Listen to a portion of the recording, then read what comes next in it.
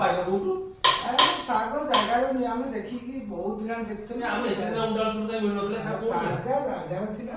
ଏ ଶାଗ ନାଁ କଣ? ଆରେ ମୁଁ ତାକୁ ଲକ୍ଷ୍ୟ ରଖିଛି ବା ବହୁତ ଦିନ ଆଣି ମୁଁ କହିଲି ଶାଗ ଦିନ ଆଣିବି। ନା ଏ ଶାଗ ନାଁଟା କଣ? ଏ କଳମ ଶାଗ। କଳମ ଶାଗ। ଏ ଖାଇଲେ ଆଉ ଉପକାରିତା କଣ? ବଢିଆ ଉପକାରିତା। ଶାଗ ମାନେ କହିଦିଅ ଉପକାରିତା କଣ ଶାଗ? ଦେହ ପାଇଁ ପୁରା ହିତକାରକ।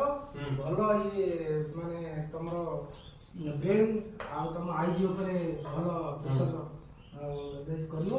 ବଢିଆ ଏ ଶାଗଟା ଭଲ ପୁଷ୍ଟିକାର ଖାଦ୍ୟ ଶାଗରେ ସମାନ। ଆଚ୍ଛା ଶାଗ ଭାଜି ସାଙ୍ଗରେ ଆଉ କଣ ଆଇଟମ ହବ? ମାଛ ହବ। ମାଛ ହବ? ହଁ ମାଛ ସାଙ୍ଗରେ ସାଇଡରେ ଶାଗଟା ଦିଆ ହବ। ଏ ଶାଗ ଆହୁରି ଆଉ ଅଛି? ଆଉ ଆସିବ ପୁଣି? ହଁ ପୁଣି ଆସିବ ଆର ସନ୍ଧ୍ୟାକୁ ଆସିବ। ପୁଣି ଆଣିବ? ହଁ ଆମର ଭଲ ଶାଗଟା ନୁହେଁ? ହଁ ଏଠିକା ଲୋକ ଜାଣିନାହାନ୍ତି ଜାଣିନାହାନ୍ତି ନା? ନାଇଁ ଆମେ ଓଡିଶାରେ ଖାଉଛୁ ଆମେ ଜାଣିଛୁ। ଆମେ ଓଡିଶାରେ ଦେଖନ୍ତୁ ସାଙ୍ଗମାନେ ନମସ୍କାର ଜୟ ଜଗନ୍ନାଥ। ଏ ଶାଗ ଆମର ଓଡିଶାରେ ପ୍ରସିଦ୍ଧ ଆ ନାଁ କୁହାଯାଉଛି କଳମ ଶାଗ। ଆମର ଏଠି ତେଲୁଗୁରେ ଜାଣିନାହାନ୍ତି। ଆମେ ଶାଗ ଆଜି ପାଇଲୁ ସକାଳେ ପଞ୍ଚିଙ୍ଗ ମାରିବାକୁ ନେଇକି ଆମେ ଆଇଲୁ। ମଜା ନାତି ଆମେ ନେଇକି ଆଇଲୁ।